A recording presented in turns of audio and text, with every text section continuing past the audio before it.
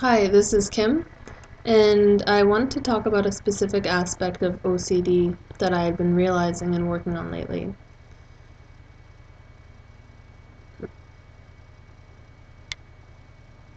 I'm going to be talking about using a particular specific experience to support self instead of sabotaging self.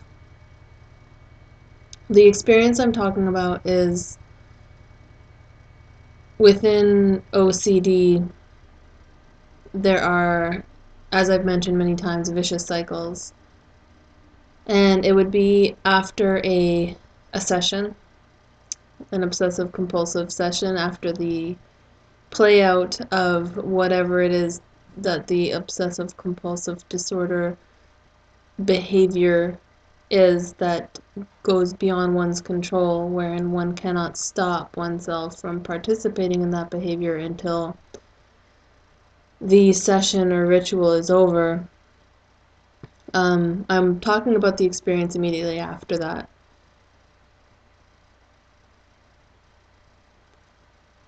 For me, with skin picking, after I will have gone through a session, before which would be a build-up, wherein the only way I find release is through skin picking.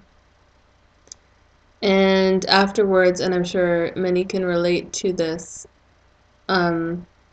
because of not only the way I feel, but the way I look afterwards, I just want to close myself off from the world and basically like hibernate until I'm healed, until I'm presentable again. And this experience is like an absolute stopping of everything. Like, I just want to close myself in a room for days. I don't want to see anybody. I don't want to. I just want to be like alone in the world, the only person in the world. I mean, really, if you look at that, that's like, I don't want to face myself. I don't want to face what I've just done. So, what to do in that moment and those days following the session, the play out? Normally, it's a really crappy time because it's just living through the consequences, the manifested consequences of the disorder. And what I found is it's actually a really cool opportunity, that moment, because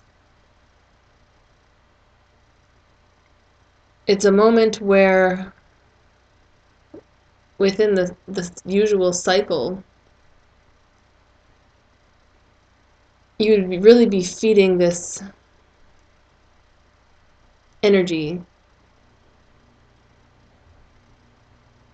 I know it might sound weird or like it doesn't fit to consider that the moment after the fall is something you'd want to feed, is something that you'd want to perpetuate because it's really a terrible experience. However, we feed it. We participate in it.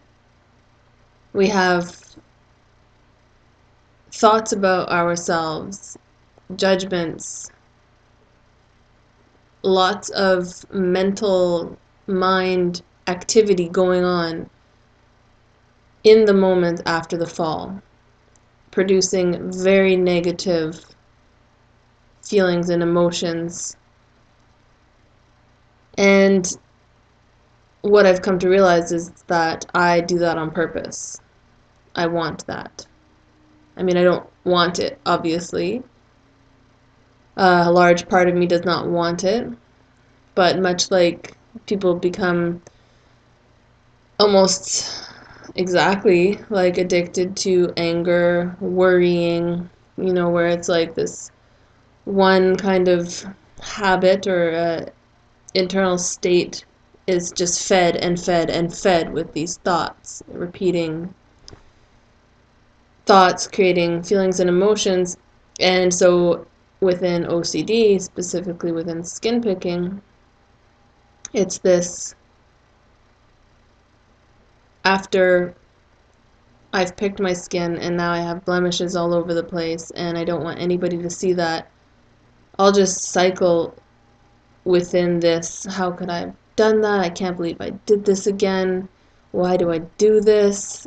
Now I have to pause my entire life until I look normal again. And what I've realized is that those thoughts and these feelings and emotions that I'm creating and manifesting within myself are actually growing, perpetuating, generating. I'm feeding them. I'm thinking these things about myself because of what I'd just done, as if I didn't know that doing, picking my skin was going to make me feel like crap afterwards.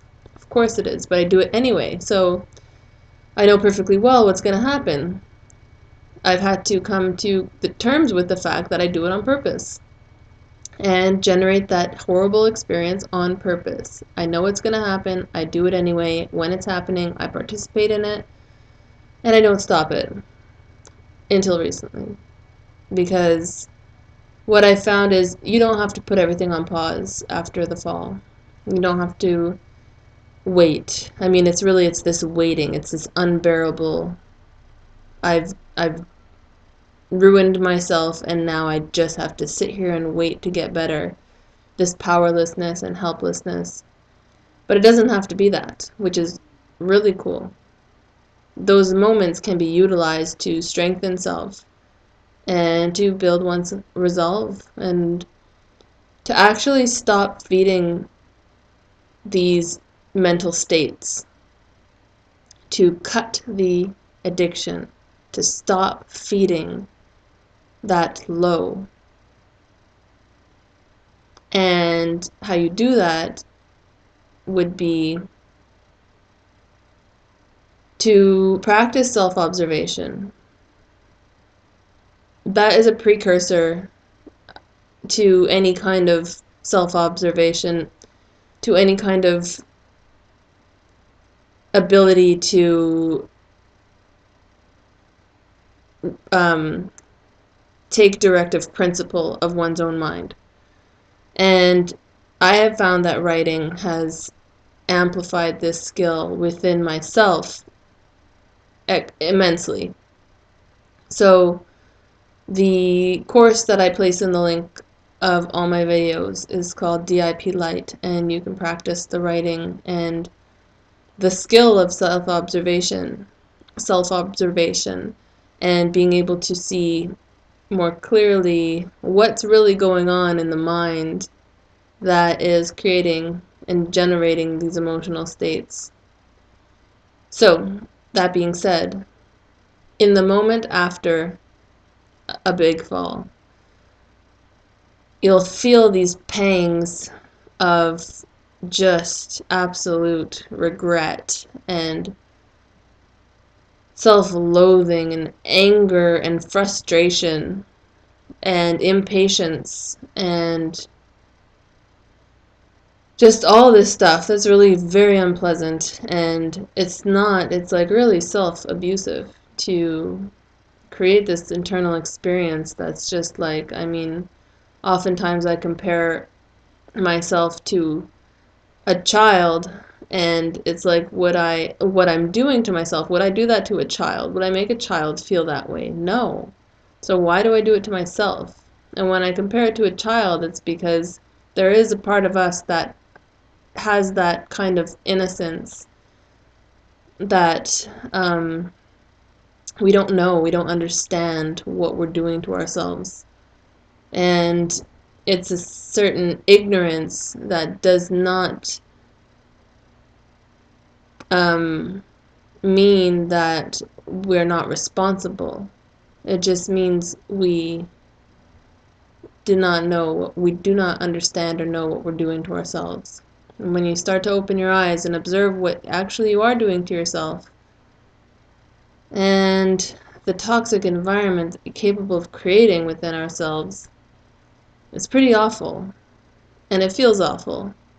And it kind of goes on under the radar. So it's really, the writing, the course, this entire process is like waking up to what's going on under the radar. What are we actually creating within ourselves as ourselves? So as I stop feeding, the pangs come up after the session, the waves, the negative thoughts, feelings, emotions, ideas, perceptions, beliefs, internal conversations, and is to stop. You realize what's going on and you stop and take a breath, and it will kind of rise and then release. And I spoke about in my other videos, actually at the rock bottom point after the fall, in that low, to actually practice self-care and stopping the reactions. So yes, there is the consequence of the physical damage that was done. But, that's done. You're going to have to live with that until it is healed. The relationships to that, the reactions, the internal environment we create associated to that does not have to happen. That can be stopped. And what's amazing is that it was only ever about that in the first place. It's not about the skin. It's not about there being any actual imperfections, any actual festering or infection or dirtiness that's in the skin. The skin is an organ like any other organ on the body, doing what it does, filtering, protecting. It's not about the actual skin, it's about the relationship to the skin. And it's about the energy and the energetic relationship that we create towards the skin and what it gives us, what that energetic relationship gives us. So yes, we do have to wait for the skin to heal. No, we do not have to put our entire life on pause while it does so. And yes, we can continue to build ourselves, our resolve, our willpower, and discipline in that moment. It sucks that it happened, but that moment doesn't have to be wasted waiting. You can build yourself from that low. You can be like, yes, I screwed up. No, I'm not going to make this worse than it actually already is by continuing to feed these relationships, this energy, this internal experience. I'm going to stop. I'm going to support myself as best I can from this point. And I'm going to push myself to walk through these consequences. And guess what? Then you've built your resolve and you've built your will. And you've fed those qualities instead of feeding the negativity, the doom and gloom, the self-pity, the self-victimization, all that disempowering stuff. You can choose to feed that, or you can choose to feed actual beneficial qualities. And okay, so I've been talking for a really long time, so I'm just going to stop here because I could go on and on and on. So thank you, and check out the links in the description box. And please, if you can relate, it would be really cool if you would comment and add your perspective, because there's a lot of different dimensions to the disorder and a lot to learn. Thank you.